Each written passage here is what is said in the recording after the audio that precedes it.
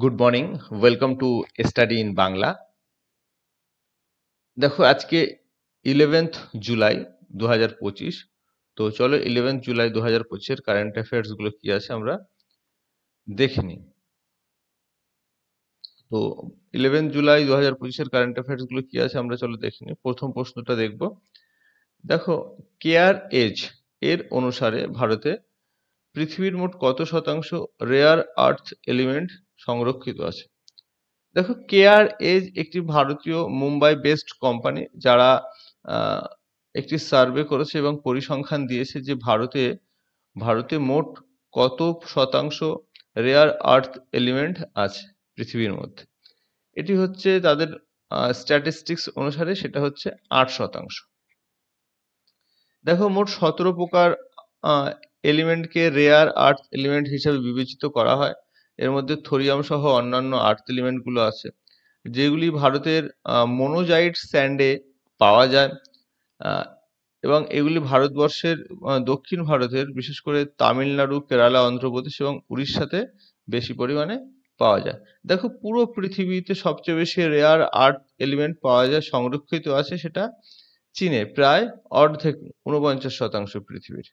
এবং এর মধ্যে প্রায় এই 49%-এর মধ্যে 69% চীন খনন করে থাকে।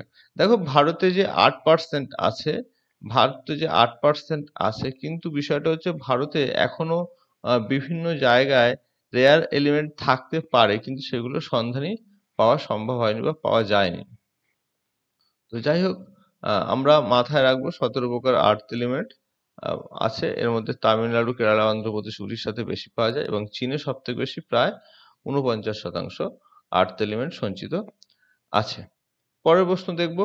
পরের প্রশ্নতে আছে, ভারতের প্রথম দেশীয় ডাইভিং সাপোর্ট শিপ এর নাম কি? দেখো, ডাইভিং এই কথাটা সম্পর্কে আমরা কম বেশি সকলেই আহ, পরিচিত।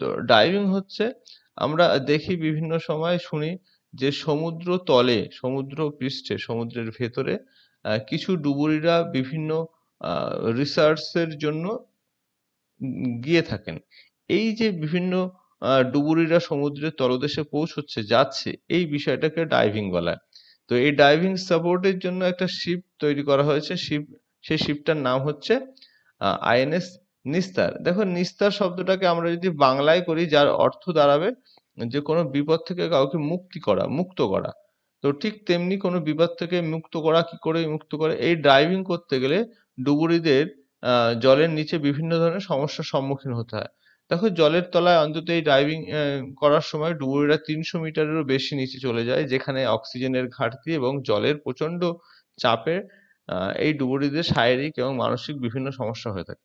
তো এই সময় এই বিপদ থেকে রেস্কিউ করার জন্য আহ, ভারত সরকার ভারতীয় নেভিকে এই আইএনএস নিস্তার নামক শিপটা দিয়েছে। দেখো, ডিপ সি মিশন, ভারতের একটা মিশন আছে ডিপ সি মিশন, যেখানে ডুবুরিরা সমুদ্রের তলদেশে গিয়ে বিভিন্ন ধরনের রিসার্চ করে থাকে। এই রিসার্চের সময় এই নিস্তার নামক জাহাজটি ব্যবহার করা হবে। নিস্তার নামক ব্যবহারটা আগেই তোমাদের বললাম যে বিভিন্ন এই ডিপ সি মিশনে বা সি মিশনে যে সমস্ত সমস্যাগুলি হয়, সেই সমস্যাগুলো হাত থেকে রক্ষা করার জন্য এই নিস্তার নামক জাহাজটিকে ব্যবহার করা হবে। দেখো, হিন্দুস্তান শিপইয়ার্ড লিমিটেড দ্বারা এই জাহাজটি তৈরি করা হয়েছে এবং 8ই জুলাই বিশাখাপত্তনমে ইন্ডিয়ান নেভিকে এটা হ্যান্ড ওভার করা হয়েছে ভারত সরকারের পক্ষ থেকে। এই জাহাজটির দৈর্ঘ্য কত? 118 মিটার এবং ওজন প্রায় 10,000 টন। তো চলো পরের প্রশ্ন দেখে নিই। বলছে, 4 ট্রিলিয়ন আমেরিকান ডলার এর বাজার মূল্যে পৌঁছানো প্রথম লিমিটেড কোম্পানি কোনটি? এটা হচ্ছে নাভিডিয়া কোম্পানি। নাভিডিয়া কোম্পানি একটি আমেরিকান কোম্পানি এবং এরা একটা প্রথম কোম্পানি যেটা 4 ট্রিলিয়ন আমেরিকান ডলার এর বাজার মূল্যে পৌঁছলো। দেখো, এখানে অ্যাপেল, মাইক্রোসফট, গুগল সবই বড় বড় কোম্পানি, যার মধ্যে অ্যাপেল সব থেকে বড় হলেও এর বাজার মূল্য 3.9 ট্রিলিয়ন। ওকে, 3.9 ট্রিলিয়ন। কিন্তু নাভিডিয়া কোম্পানি যেটা 4 মিলিয়ন ক্রস করে প্রথম কোম্পানি হয়েছে। দেখো, নাভিডিয়া কি পৃথিবীর প্রথম পাবলিক কোম্পানি যার ভ্যালুয়েশন 4 ট্রিলিয়নে পৌঁছলো। নাভিডিয়া কি কাজ করে? এরা জিপিইউ তৈরি করে। জিপিইউ মানে গ্রাফিক্স প্রসেসর ইউনিট। দেখো গ্রাফিক্স প্রসেসর ইউনিট কি? আমরা কম্পিউটার বা মোবাইলে যখন দেখি কম্পিউটার বা মোবাইলে বিভিন্ন গেমস খেলা হয় বা বিভিন্ন ইন্টেলিজেন্স মূলক কাজ, বর্তমানে যেহেতু আর্টিফিশিয়াল ইন্টেলিজেন্স এআই এর সময় এসে গেছে, তো এই সময় এই গ্রাফিক্স প্রসেসরের খুব একটা ব্যবহার বেড়ে গেছে। তো এই আই ইনফরমেশন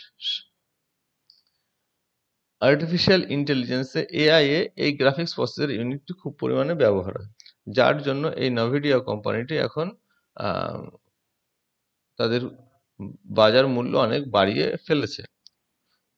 তো এটি একটি আমেরিকান কোম্পানি যার প্রতিষ্ঠা হয়েছিল 1993 সালে। এর সদর দপ্তর ক্যালিফোর্নিয়াতে অবস্থিত। দেখো পরের প্রশ্নটা আছে, the order of the most ancient ওয়েলভিশিয়া মারাভলিসা দ্বারা প্রধানমন্ত্রী নরেন্দ্র মোদীকে কোন দেশ সম্মানিত করলো? এটা করলো নামিবিয়া। দেখো আমরা দেখলাম সম্প্রতি কিছুদিন যাবৎ নরেন্দ্র মোদী আমাদের প্রধানমন্ত্রী বিভিন্ন দেশের সর্বোচ্চ নাগরিক সম্মান লাভ করছে, যেটা নিয়ে এই পর্যন্ত তার 27টা নাগরিক সম্মান হল টোটাল তার প্রধানমন্ত্রী স্থায়িত্বকালে সময়কালে। তো নামিবিয়া দেশটি একটা সাউথ আফ্রিকার দক্ষিণে অবস্থিত একটি দেশ আফ্রিকা মহাদেশের, যেটা অ্যাঙ্গোলা, জাম্বিয়া, বতসোয়ানা এবং সাউথ আফ্রিকার সঙ্গে তার বাউন্ডারি শেয়ার করে থাকে। দেখো 27তম আন্তর্জাতিক অ্যাওয়ার্ড পেল এটা নরেন্দ্র মোদী। নামিবিয়ার রাষ্ট্রপতি নাটুম্বো নান্দি নাদিতুয়া দ্বারা এটি প্রদান করা হয়েছে। নামিবিয়ার রাজধানী উইন্ডহক এবং এর রাষ্ট্রপতি নাতুম্বো নাদিতুয়া, যিনি নামিবিয়ার প্রথম মহিলা প্রেসিডেন্ট। ঠিক আছে, তো পরের প্রশ্নটা দেখো, বলছে সদ্যজাত নিউবর্ন শিশুদের ম্যালেরিয়া ট্রিটমেন্ট হিসাবে কার্টেম কার্টেম বেবি এর মঞ্জুরি দিয়েছে কোন দেশ? দেখো এটা মঞ্জুরি দিল সুইজারল্যান্ড। এটা মঞ্জুরি দিল সুইজারল্যান্ড। বলছে এতদিন পর্যন্ত পৃথিবীতে ম্যালেরিয়ার ভ্যাকসিন ছিল, যা ছিল 4 বছরের উপরের বাচ্চাদের জন্য, 4 বছরের নিচের বাচ্চাদের জন্য ছিল না। পৃথিবীতে এই প্রথম সুইজারল্যান্ড 8ই জুলাই কার্টেম বেবি নামক একটা ভ্যাকসিনের সম্মতি দিল, যে 4 বছরের নিচের বাচ্চা মানে 4.5 কেজির এর কম ওজনের যেসব বাচ্চারা আছে তাদের এই ওষুধটি ব্যবহার করা সম্ভব। নোভার্টিস কোম্পানি এই ওষুধটি নির্মাণ করেছে। পরের প্রশ্ন, কার্নেগ ব্রিজ এর নাম বদলে সিন্দুর ফ্লাইওভার করা হয়েছে, এটি কোথায় অবস্থিত? এটি অবস্থিত হচ্ছে দিল্লিতে। দেখো দিল্লিতে, এই সরি মুম্বাইতে, মুম্বাইতে এটি অবস্থিত। মুম্বাইতে এই কার্নেগ যে ব্রিজটা ছিল সেটা খুবই প্রাচীন, মানে খুবই পুরনো একটা ব্রিজ, যেটি ভেঙে পুনরায় তৈরি করা হয় 2022 সালে। দেখো এটি প্রায় 154 বছর পুরনো একটা ব্রিজ, যেটা 2000 অবস্থা খুবই খারাপ হয়ে পড়েছিল এবং তার জন্য এটাকে ভাঙায় এবং 2022 সালে পুনর্নির্মাণ শুরু হয়। 3 বছর এই 2025 সালে শেষ হলো, প্রায় 60 কোটি টাকা খরচ করে এটা শেষ করা হয়েছে এবং এটি শেষ করার পরে এটির নতুন নাম করা হয়েছে সিন্দুর ফ্লাইওভার। উদ্বোধন করেছে মহারাষ্ট্রের সিএম দেবেন্দ্র ফাড়নবিস। এটি আগে ছিল 2 লেনের, এবার হয়েছে এটি 4 লেনের একটি ফ্লাইওভার।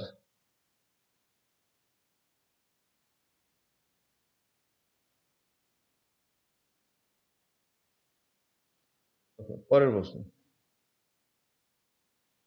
ক্রুজ ভারত মিশন এ যুক্ত হওয়া ভারতের প্রথম রাজ্য কোনটি? এটি প্রথম রাজ্য হচ্ছে গুজরাট। দেখো ক্রুজ ট্যুরিজম কে বিশেষ গুরুত্ব দেওয়ার জন্য গুজরাট এই মিশনে যোগ দিল। ক্রুজ ট্যুরিজম কি বলছে? ক্রুজ শিপে করে সমুদ্রে যে ট্যুরিজমটা হয় তাকে ক্রুজ ট্যুরিজম বলা হয়। সেই ক্রুজ ট্যুরিজমটাকে প্রাধান্য দেওয়ার জন্য, গুরুত্ব দেওয়ার জন্য এই গুজরাট এই মিশনে যোগ দিল। ক্রুজ মিশন ভারতের কেন্দ্রীয় সরকারের একটি ট্যুরিজম উন্নতিকরণের প্রচেষ্টা, একটা ইনিশিয়েটিভ যা 30শে সেপ্টেম্বর 2024 সালে কেন্দ্রীয় বন্দর, জাহাজ ও জলপথ মন্ত্রী শ্রী সর্বানন্দ সোনোয়াল উদ্বোধন করেছিল। দেখো, এই ক্রুজ মিশনের অধীনে যত ইনভেস্টমেন্ট হবে সেটা কেন্দ্রীয় সরকার করবে, এবং এতে গুজরাট যেহেতু প্রথম রাজ্য হিসেবে যুক্ত হয়েছে, তো গুজরাটও এর সমান লাভটা পাবে। দেশকে গ্লোবাল ক্রুজ ট্যুরিজম হাব বানানোর উদ্দেশ্যে এই ক্রুজ মিশনটা চালু করেছে কেন্দ্রীয় সরকার। পরের প্রশ্ন, মুখ্যমন্ত্রী সেহাত যোজনা কোন রাজ্য দ্বারা চালু করা হয়েছে? এটা চালু করা হয়েছে হচ্ছে পাঞ্জাব দ্বারা। পাঞ্জাবের মুখ্যমন্ত্রী ভগবত মান এটা চালু করেছে। পাঞ্জাবের গভর্নমেন্ট মুখ্যমন্ত্রী সেহাত যোজনা চালু করেছে। এই যোজনার আওতায় কি হবে? পাঞ্জাবের 65 লক্ষ পরিবারকে 10 লক্ষ টাকার ইন্স্যুরেন্স বিনামূল্যে দেওয়া হবে। দেখো, এর বিনা সমস্ত লোককে, 65,000 পরিবারকে দেখা হবে না সে গরিব বা ধনী, তার বিপিএল কার্ড আছে কি এপিএল কার্ড আছে, কিছু দেখা হবে না। প্রতিটা পরিবারকে 10 লক্ষ টাকার হেলথ ইন্স্যুরেন্স গভর্নমেন্ট দিয়ে দেবে। 2025-26 অর্থবর্ষে 778 কোটি টাকা এই প্রজেক্টে ধার্য করা। দেখো, এর আগে পাঞ্জাবে প্রায় 45 লক্ষ ফ্যামিলি এই প্রজেক্টটা পেত। কোন প্রজেক্ট? 45 লক্ষ ফ্যামিলি 5 লক্ষ টাকার একটা ইন্স্যুরেন্সের বেনিফিট পেত। এটাতে আরো 20 লক্ষ ফ্যামিলিকে যোগ করা হয়েছে, এখন 65 লাখ করা হয়েছে, আর এইখানে 5,000-এর সঙ্গে আরো 5 লাখ যোগ করে এটাকে 10 লাখের একটা প্রজেক্ট তৈরি করা হয়েছে, সবাইকে দেওয়া হবে হেলথ ইন্স্যুরেন্স। মুখ্যমন্ত্রী সেহাত যোজনা মাথায় রাখবে, এটা মুখ্যমন্ত্রী সেহাত যোজনা। পরের প্রশ্ন, জ্যাক ডোরজি দ্বারা শুরু করা বিটচ্যাট কি? বিটচ্যাট কি? এটা একটি মেসেঞ্জার অ্যাপ যেটা উইদাউট ইন্টারনেটে কাজ করবে। তো দেখো, জ্যাক ডোরজি কে বলছে? টুইটারের কো ফাউন্ডার হচ্ছে জ্যাক ডোরজি, যে বিটচ্যাট নামক একটা সফটওয়্যার লঞ্চ করেছে যা কোনো রকম ইন্টারনেট ছাড়াই চলবে। এটা চলবে তাহলে কিসের মাধ্যমে? এটা চলবে হচ্ছে ব্লুটুথের মাধ্যমে। ব্লুটুথ 30 মিটারের রেঞ্জে যেসব ব্লুটুথ কানেক্ট করে এটি মেসেজ করা সম্ভব হবে, এবং মেসেজ করা সম্ভব হবে, এবং 30 মিটারের বেশি যেতে গেলে মাঝখানে একটা মিডিল ব্লুটুথ কানেক্টর রাখতে হবে, তবে এটি 30 মিটারের বেশি জায়গা নিয়ে ব্লুটুথ কানেকশনের মাধ্যমে মেসেজ করা সম্ভব। বর্তমানে এটি অ্যাপেল আইফোনে টেস্টিং এর জন্য ব্যবহার করা হবে, এবং পরবর্তীকালে সফল হলে বিভিন্ন জায়গায় ওটা ব্যবহার করা হবে বিভিন্ন সফটওয়্যারে। দেখো, এটি একটি end to end encrypted message system হবে, যেখানে যে সেন্ডার এবং যে রিসিভার সে ছাড়া তৃতীয় কেউ এটা দেখতে বা জানতে পারবে না। হোয়াটসঅ্যাপ, মেসেঞ্জার, ইনস্টাগ্রাম এই সমস্ত মেসেঞ্জিং অ্যাপগুলো কি হয়? একটি নির্দিষ্ট সেন্ট্রাল সার্ভার থাকে, যেখানে আমরা মেসেজগুলো পাঠাই, সেগুলো জমা হয়, এবং সেগুলো সেখান থেকে কেউ থার্ড পার্টি দেখতে পারবে। কিন্তু এই যে বিটচ্যাট সফটওয়্যারটা আছে, এতে কোনো সেন্ট্রাল সার্ভার নেই, তাই এটির মেসেজ কোথাও জমা হবে না, সরাসরি ইউজারের ফোনে সেভ হবে। ঠিক আছে, ইউজারের ফোনে সেভ হবে। এটির ব্লুটুথ রেঞ্জ আগেই বলেছি 30 মিটার, এবং 30 মিটারের বেশি যদি হতে হয় তাহলে মিডিলে আর একটা ব্লুটুথ আর ডিভাইস রাখতে হবে, যার থেকে এটা ভায়া হয়ে যাকে আমি মেসেজটা করছি তার কাছে যাবে। কিন্তু ইন্টারেস্টিং ব্যাপার হচ্ছে, মিডিলে যে একটা ব্লুটুথ ভায়া ব্লুটুথ যাবে, এই যে মিডিলের ব্লুটুথ আলালো, এ কিন্তু মেসেজটা দেখতে পারবে না, এখান থেকে ডাইরেক্ট এই সেন্ডার থেকে রিসিভারের কাছে চলে যাবে।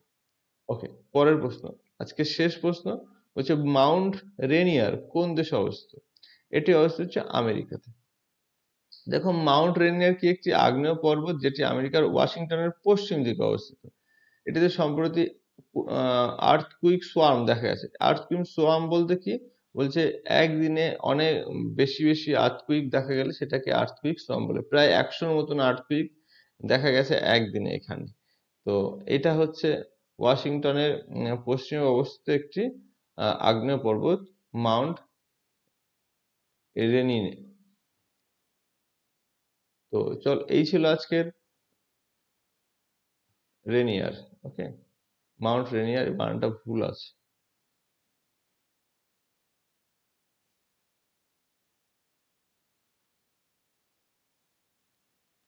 ওকে, এই ছিল আজকের কারেন্ট অ্যাফেয়ার্স গুলো। ইম্পর্টেন্ট কারেন্ট অ্যাফেয়ার্স তোমরা দেখো, নোট করো।